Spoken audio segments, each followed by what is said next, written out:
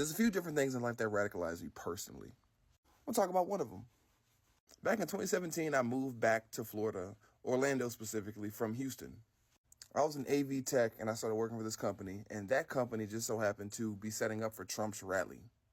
And the day before, when we had to set up, our like project manager, he pulled me and the only other black guy aside, dark skinned brother, I forget his name.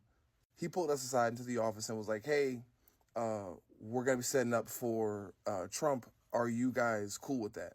Now, me at the time, I was like 22, 23, or 23, 24. Whoops. And this other brother, he was older. He was my age now. He was like 32, 33. We looked at each other and was like, yeah. Because this was like considered a corporate event. So we were getting paid like 40 an hour. And we knew it was going to be a long day because it was in an airplane hangar. Our project manager was like, are you sure? And we both looked at each other like, yes. So we set up, and then we leave. We go back the next day. We get there, like we drive there. And I should have felt it in the air then. Mind you, I'm from New Orleans, right? I'm used to like crowds for Mardi Gras. I'm used to seeing oceans of people. But there was something about this ocean of people that like really threw me through a loop. I didn't see no black people nowhere. I didn't see no Hispanic people nowhere. Red flag. All white. There were so many people there that like we couldn't even get into the hangar properly. We had to like wait for the police to clear a path for us to get there. Mind you, we are there to work. It's a van of like 15 people. We get there as Trump is like getting off the stage, and we have to like wait in the van. He gets off the stage, drives off. We get out the van, and like, because him and I, we were taller, so we were at the back of the van because there was more space. We get out dead last, and the people that were at the rally didn't leave yet. The police was having like trouble escorting them all out. Like, some of the media was still there. Bro, we get out that van, and it just, I got hit with an ocean of people screaming the N-word with the hard R, like a chant. And I was just like, but this country's not racist. People are not racist. It's all in our heads. You guys just make it up. You're going to do a job, bro.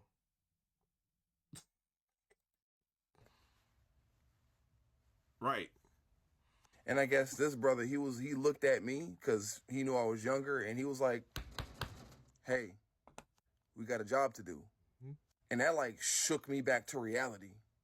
It was so loud in that hangar when it was chanting nigger at us. Like sometimes when it's too quiet in like a space or whatever, I'll hear it in the back of my head. At 23, 24 years old, right then, I knew, never mind all like the racist encounters that I had when I was younger, I knew right then you wouldn't be able to get me to shut up about this situation that we have here. You'll never be able to get me to shut up about being black. Never. And that is what radicalized me. Let me clarify this because I got to clear this up. Let me break this down to you real quick, because I was saying the video specifically within the context of, hey, this is what radicalized me, not the actual sequence and atmosphere of the events, even though I did give you a little bit of that. When I say the media was there, they were on the stage packing up and like leaving. There was two groups of them. They had stands, like risers, like choir risers on the stage or something like that. And they had people in suits that were like, it looked like they might have been reporters or, like maybe his media specifically. So sorry, this person that commented this on some dumb shit. Number one, you can't tell that man what his experience is and question, oh, well, if that happened and it wasn't on video, then it's invalid. That's. Then there was like other media. They had people that were dressed like me in like all black and, like stage ready media. And on the back of their shirts, they had media in bold print. But these people were packing up like spotlights and cameras and all this type of stuff. Like they were wrapping up their production. And if you remember back in 2017, that fake news thing that we've memed to death, That's when that like before then is when that kind of got started. You know, all the things that we associate with Trump now, that was the beginning. Our guys, the guys who set up and break down the stage, we got there late. We were approximately 5 minutes late, specifically because of all the people who were outside of the hangar. It took us a minute to actually get into the hangar and like start to break things down.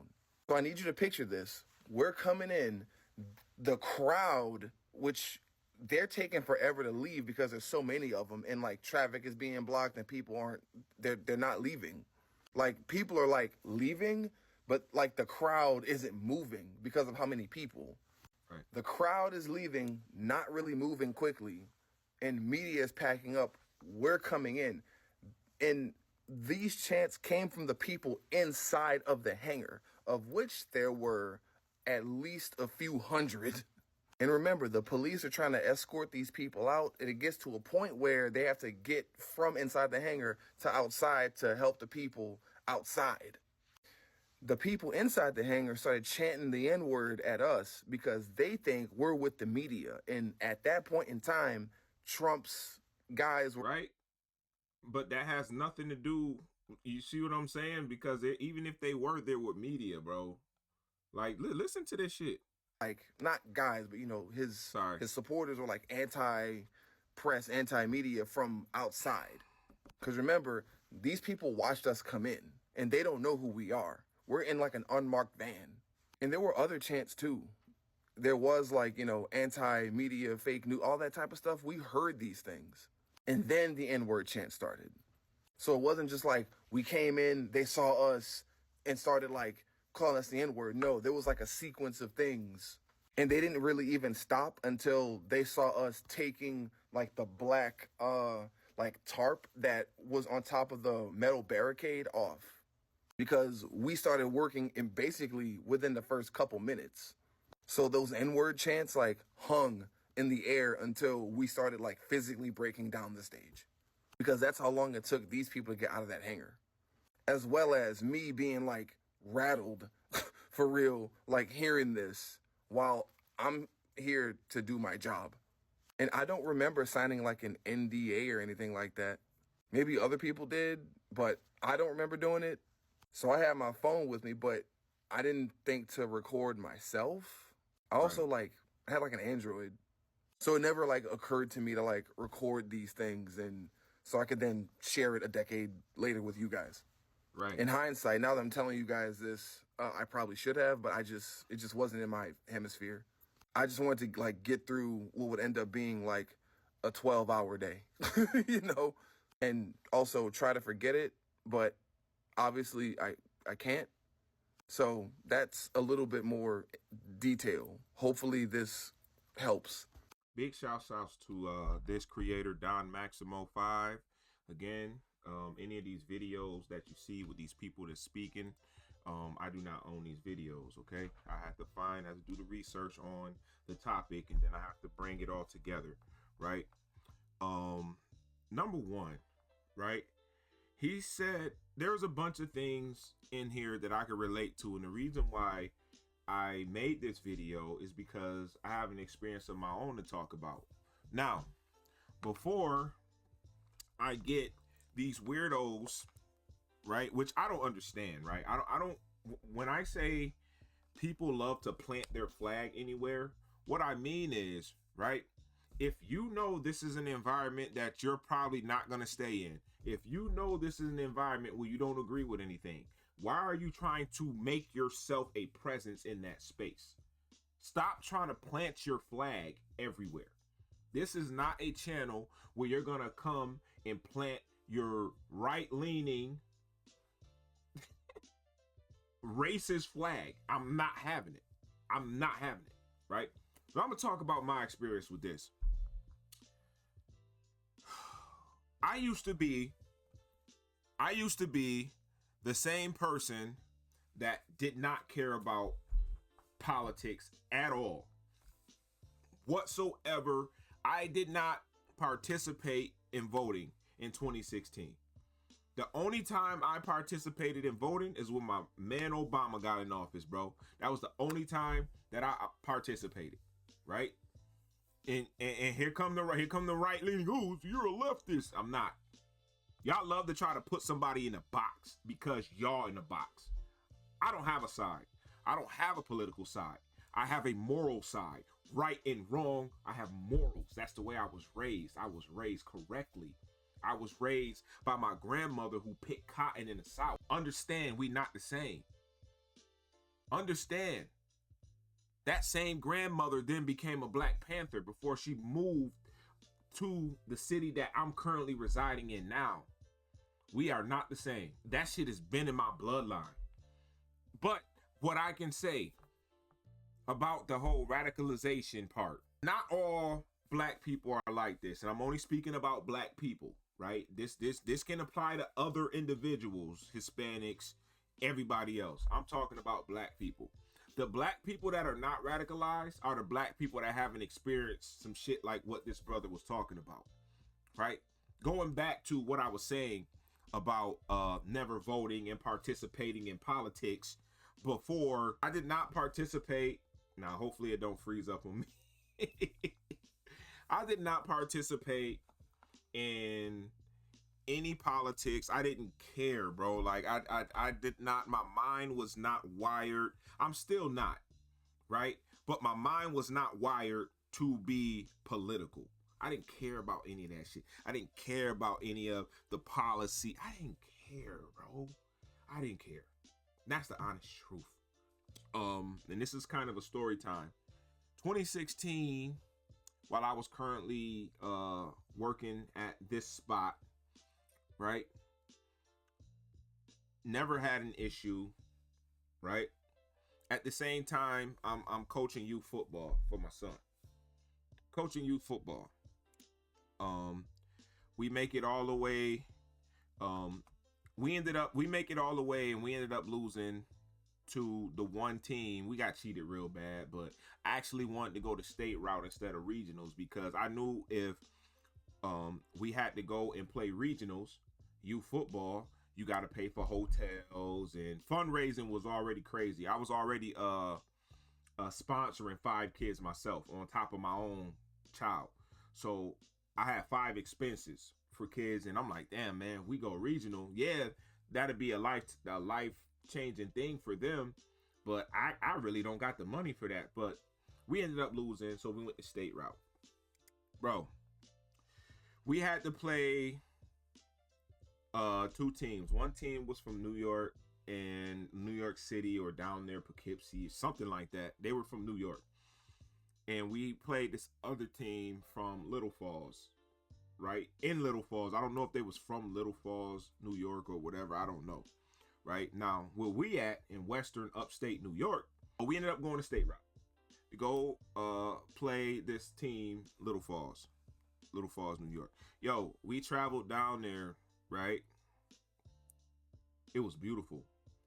But this is the part that I'm getting to that kind of radicalized your boy, you know, and why I have this perception that I do in my stance about political things, right? I'm non-political, if that makes sense. Okay. So I'm those 5 kids that I'm sponsoring, I'm driving in my Tahoe. Okay. On top of my son and, you know, my lady, me. So we driving, you know, we do, you know, I got the beats playing, you know, I had to take my subwoofer out, but I got a Bose system in there. So it was still romping, right? So, you know, boys being boys, they in the back seat, slap boxing and, you know, just having a good time, you know, picking on each other, roasting each other, you know, just good time. I think it's like a 3-hour drive from where I'm at or something like that. It was cold, but it wasn't snow on the ground. And, you know, I'm driving, and I start noticing, like, the closer we got to the destination, we was like 30 miles out.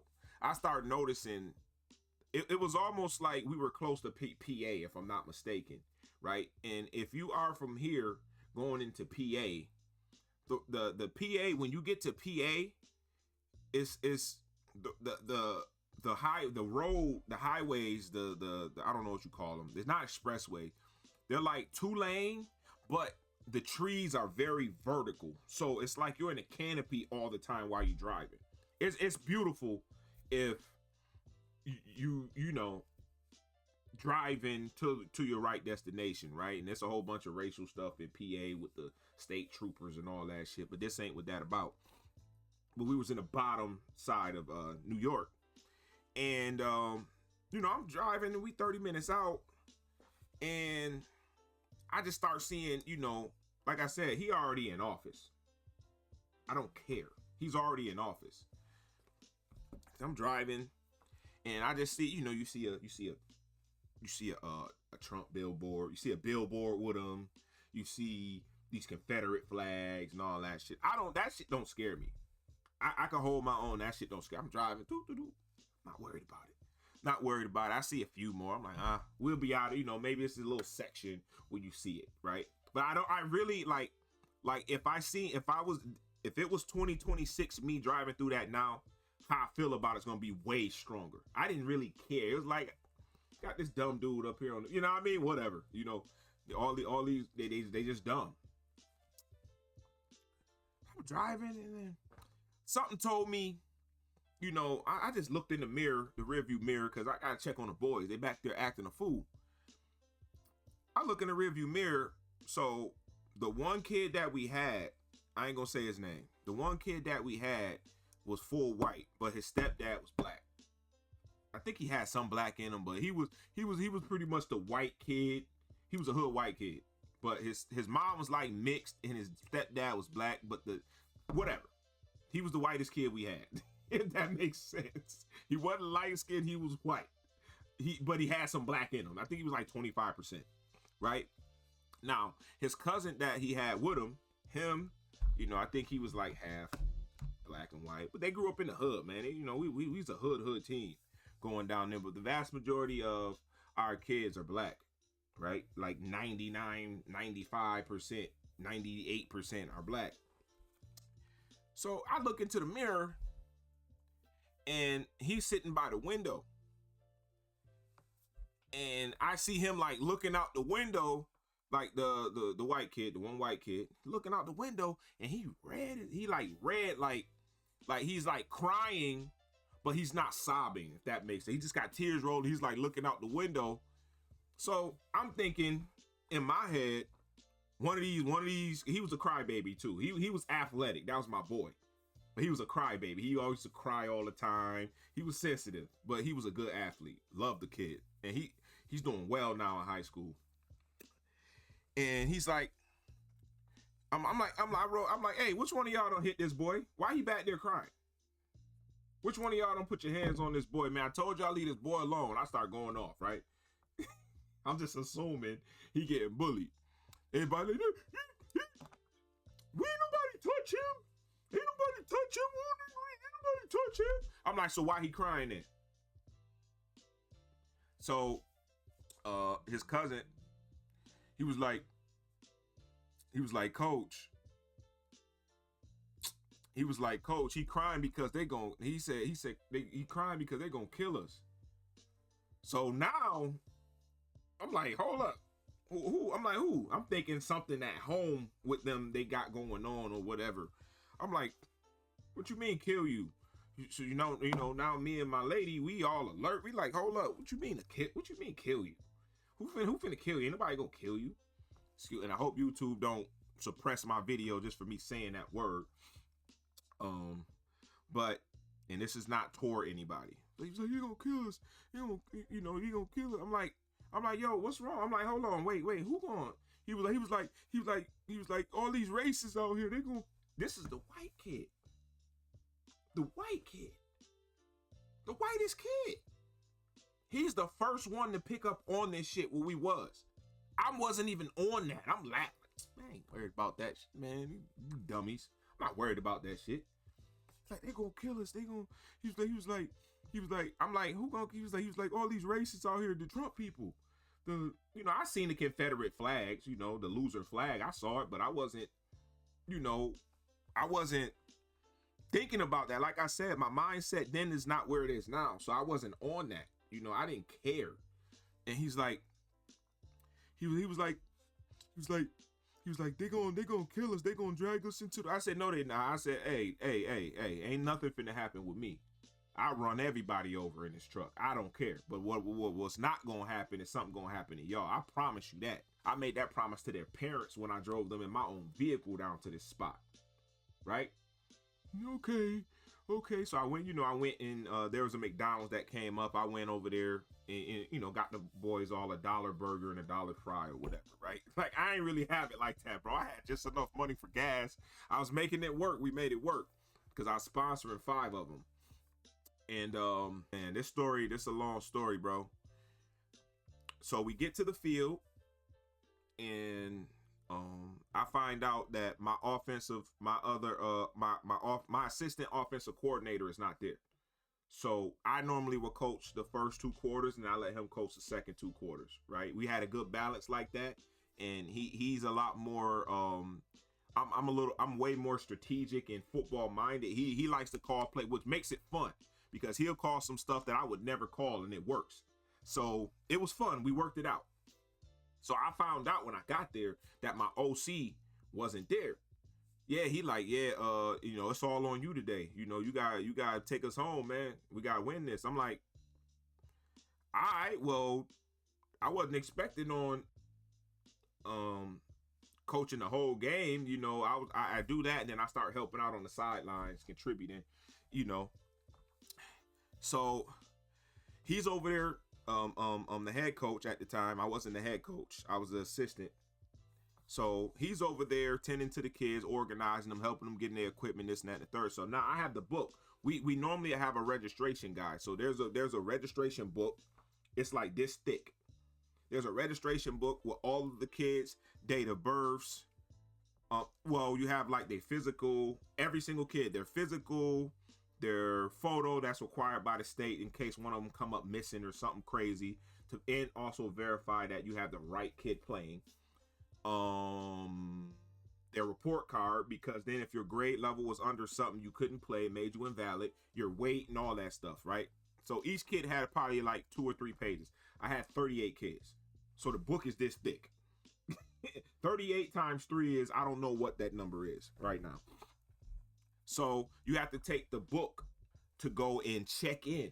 You got to take the book so they can check in and make sure these are the kids or whatever, And you give them the book.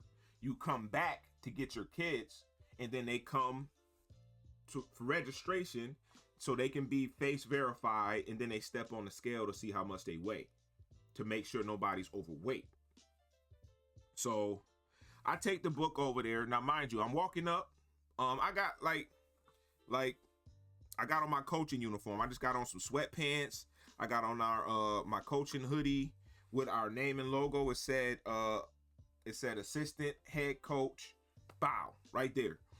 So I walk up and I'm going to go take them my book, and I see the referee. I see he had a New York State referee something, Empire something, like he was something for the state, big. And he was talking to 2 of the coaches from the other team, because I see they had the logos or whatever. So I walk by the table, go speak to the ladies or whatever. I'm like, hey, good morning. I'm here to submit my team's registration. She didn't say nothing. She didn't even look at me. She said, just put the book right here and we'll get to it in a second. Okay. I put the book down, and I'm waiting for her to say something, because sometimes when you walk away, they require other stuff. So she's like, I said, we'll call you when we're ready for you guys. I said, all right. I just turned and walked away. Right now,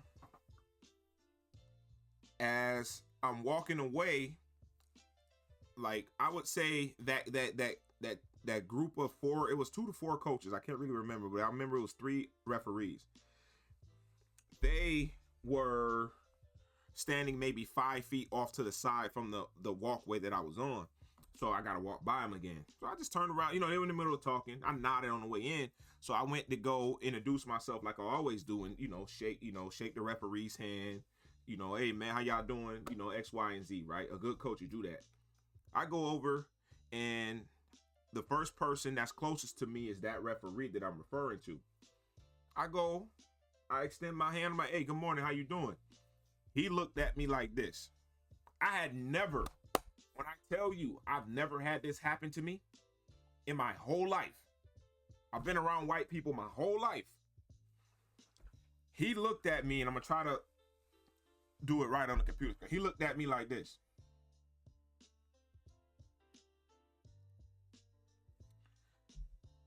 I got like this weird pit of the stomach feeling like, oh, that's cool. I ain't even say nothing. I'm like, did this motherfucker just do that bullshit to me? I'm like, wow, okay. None of them shook my hand. None of them. Right? Like I said, I came up to speak to them. Right? They're having a full-fledged conversation with the official. Right? So that already let me know what they finna try to do to this game. I said, wow, okay. I ain't respond how I felt. I just turned. I said, okay. All right. I said, all right, fellas, good game. We'll see y'all in a second. Right? So I turn and I walk back and I get to where the team is. And I said, yo, coach, we need to have a team meeting. I need all the parents. I need everybody over here now. Right now. So I had everybody come over. The parents, the kids. And I told the kids, and that's how I am. I'm straight up. I said, yo, I'm going to let y'all know right now. From what I just experienced at this table, they're going to try to make sure that we lose this game. We have to win this game. And you're probably in a minute going to have to do it without me. Because they're going to try to find a reason to make sure that I can't coach you guys. I can feel it. I could feel it. So the good thing is I coach my kids so well for that age group, that 7 and 8 year old age, 7, 8, 9-year-old age group, that I didn't have to be on the field. My kids knew 6 plays from audible hand gestures, head taps, things like that. I taught them that for that reason. Because I like to call 2 plays consecutively. So I would call this here, and I would do this here with a swipe. That's a sweep right, sweep left. Kids simple, and they know how to do it fast. So I told everybody, everybody looking at me like, oh, what coach talking about? I'm like, yo, we can't. The excessive penalties, they're not gonna give us a chance with anything. They're gonna play dirty. They're gonna make sure that this black team don't leave out of here with a W. They're gonna make sure of that. I just knew. We've been in environments like that before, but not like that. That shit felt crazy. Not gonna lie to you. We was out in the sticks too. The field was in the middle of nowhere. So, I walked the kids over to registration, right? Those same ones. Now as I'm walking over, because I'm in the line and the kids are following me by number order. The referee is looking me dead in the face the whole time. Like he's trying to stare me down or something. So I'm staring back at him. We walking. I'm staring back at him as I'm walking. Staring back at him. Get the kids to the registration table. We get the kids registered or whatever. Maybe I'll include a video clip of what that looked like. I don't have the actual walk because I didn't have the phone in my hand. Like he said, like the guy said in the video, I didn't have the phone in my hand. Number 13, Desmond Jackson. Number 22, Javier Somerset. Number 30, Paris Bennett. Number 32, Brandon Albert. 33, So we registered, the game's going, right? Immediately. Now, my team is known for hitting. I am a big coach on physicality. I was a linebacker, running back. My kids hit hard. And I mean hard. Okay? So, and we were known for hitting hard. Okay?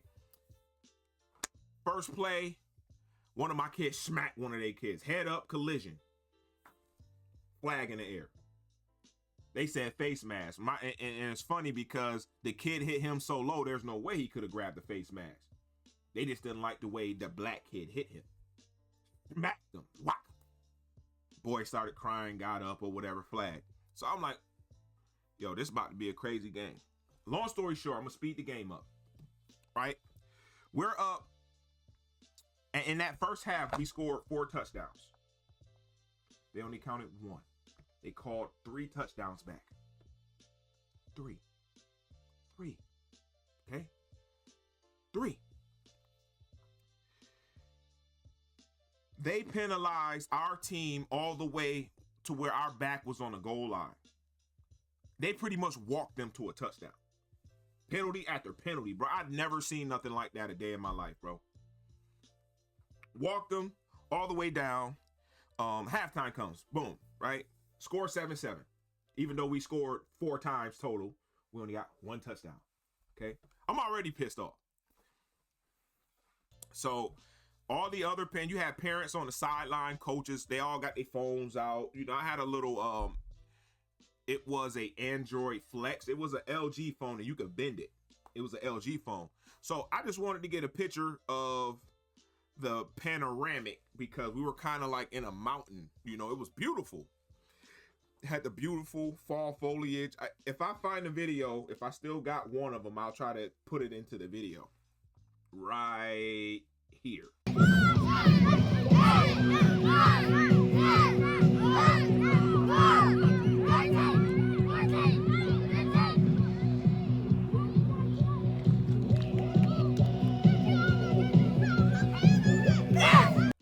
I'm recording, you know, I'm just like, I'm not recording the field or anything. I'm just like, my phone is up here and I'm trying to get a panoramic. I'm getting the panoramic, right? Just, you know, and when I start here, right? And obviously I'm moving faster because I'm in a chair. So I'm spinning. And when I get right here, that same referee is right in front of me now. And he's like, so for reference, if I'm here, the referee is right here. He's right here. I got my phone. He's right here. He's like, you can't have phones on the field. I said, bro, hold on. First off, back up. What are you talking about? My phone is not on the field. I was like 30 yards behind the sideline on the baseball on the baseball track, the baseball field, but like the track part. And he was like, you can't have there's no phones on the field. I said, there's other parents over there and coaches that got their phones on the field right now. Dude, get out my face, bro. So he was like, oh yeah? So now I'm pissed off. Now I'm pissed. So I dropped my little coaching bag and put the clipboard down along with my phones. And I started to pull my pants up to tie, you know, I'm about to knock him out, flat out. I'm done talking. I'm done because you want some bullshit. I'm about to knock him out. Right? Pull my pants up. And this my one friend that I've known him since 6th grade. I coached his son. His son was, rest in peace to my godson, was my godson, still is. But me and his dad is like brothers, but he was there. And he seen me, you know, pull my pants up, right? And I said, yo, you better get and not before I could swing, but as I was getting ready to get into my stance, I already made up in my mind, I'm finna punch this dude in this shit. He on some bullshit, right? So he grabbed me, he grabbed my right arm, like back here. And he's like, coach. He got in between me. And he said, yo, don't do it. We need you. Don't do it. I said, yo, y'all better get this motherfucker, man. He on some bullshit. I knew he was on some shit the moment he didn't shake my hand when it first came in. Y'all better get this motherfucker, man. He's like, oh yeah, we can find out. I said, bring your weak ass over here behind this baseball dugout so I can run you through the mud. Bring your ass over here. Right? So he's like, nah, all the coaches grabbing me. They pretty much lifted me off the ground. That's how much they wanted to get me away from the situation. They're like, nah, coach. We see what they're trying to do. They're trying to make sure we don't leave here with a W. Don't do it, coach. We need you. We can't win this game without you, coach. We can't win this game if you get removed from the field. I'm like, man, fuck all that. This nigga on some bullshit. I'm about to knock this nigga out, bro. What you want?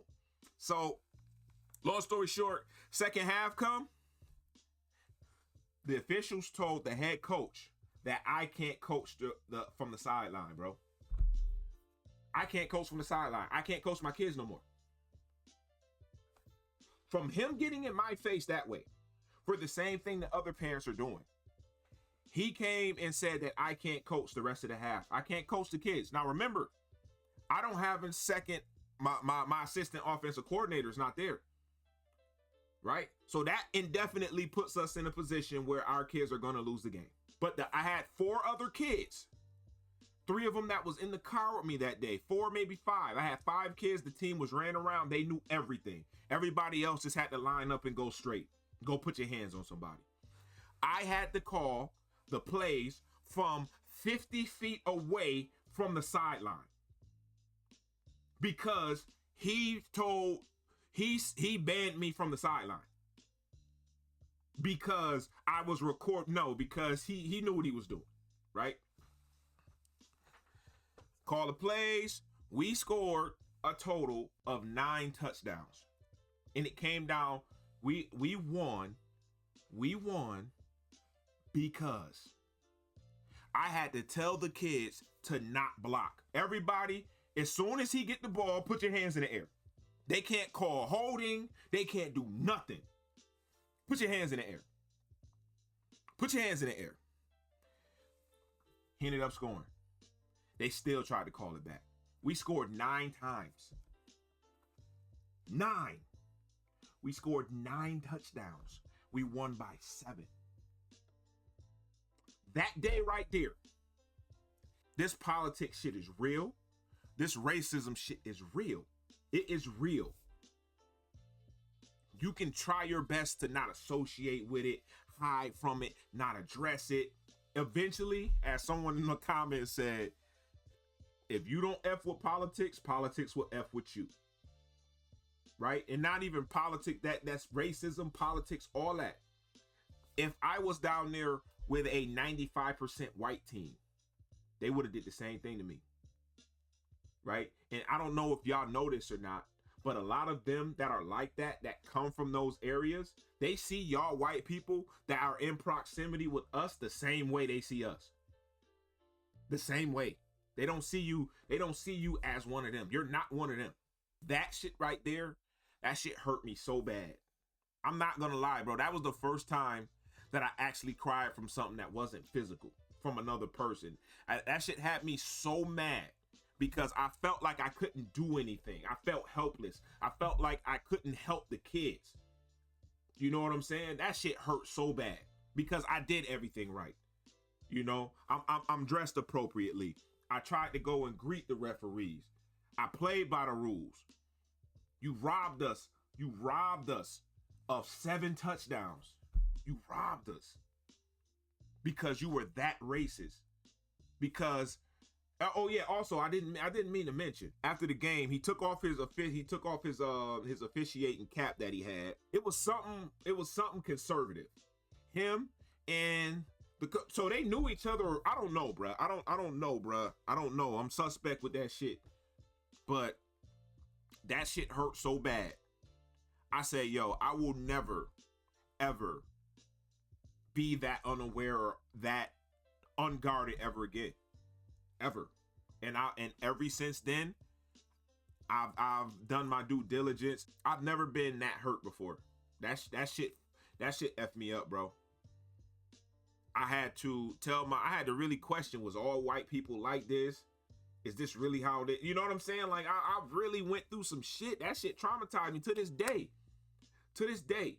If I would have socked that man in his shit, I would have been in jail. They would have did whatever to me. Who knows? All over some football game. A youth football game. That's when I got radicalized right there. That's when I told myself I would no longer be uneducated in this realm. That didn't mean that I took a political side either, for the idiots that would like to say that. Didn't take a political side. I don't have a political side. I have a moral side. There's right and there's wrong. That's the way I was raised. Consuming a political identity is for weirdos. Thinking the right loves you is for weird shit. Thinking the left loves you is for weird shit. I'm not either. That's why I can talk about it all.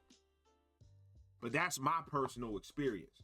Like I said, and I maybe only had once or twice more after that, which obviously wasn't that situation, but that's trauma, bro. You will never, like he said, like the guy said in the video, you know, they weren't saying the N-word anymore, but every time it got quiet, he can still hear. I still hear that shit. I can see that shit. I remember it, bro. It happened. And the one kid, the whitest kid in the whole vehicle was the first one to notice that shit. The first one. I was so upset driving home. I cried in front of those boys, yo. That shit hurt me. And I'm being completely vulnerable about that shit. That shit hurt. That's the reason why I have my position against that shit. That's the reason why I have a well-versed knowledge in politics. That's the reason why I engage in this kind of commentary, because I done been through it all. You know, I done been stabbed, I done been shot at, dodged a bullet, thank God I could duck. I done been through it all. I done been jumped. You know, I done got in fights without my brothers there to help me. Everything. I done been through it all. I done been homeless. I done been through it all. Right? I want to know, you know, what radicalized you, if you are. And if you haven't ever had this experience, please be respectful of people that have. Don't be dismissive. Don't say, oh, well, you're making it up. And I'm not. I ain't got the cap. No, that story's too detailed to cap about it. And I have some video from that day, which I'm gonna try to, hopefully, if I did it right, it'll be inserted into this video. I never thought that I would go through something like that. I never thought that my youth football team would experience that shit, bro. All them boys, when I see them now, they talk about that shit. You left a stain on pure individuals, bro. Racism left a stain on them kids that you can't get rid of. They're going to remember that for the rest of their life. You radicalized kids. Beknownst to me, the first person in the car that was radicalized was my white kid first. And honestly, I'm glad that happened, because it kind of put awareness into me about the situation of what we were going into. Because I was oblivious. I didn't, I'm riding, I'm listening to, decent music. I'm not thinking like that. The boy was back there crying, bro. He was scared. And y'all say this country got so far to go, man. And we can't get there unless we get this shit going. This is crazy. Racism gotta die. It has to. It's a made up, man-made thing. Racism has to die.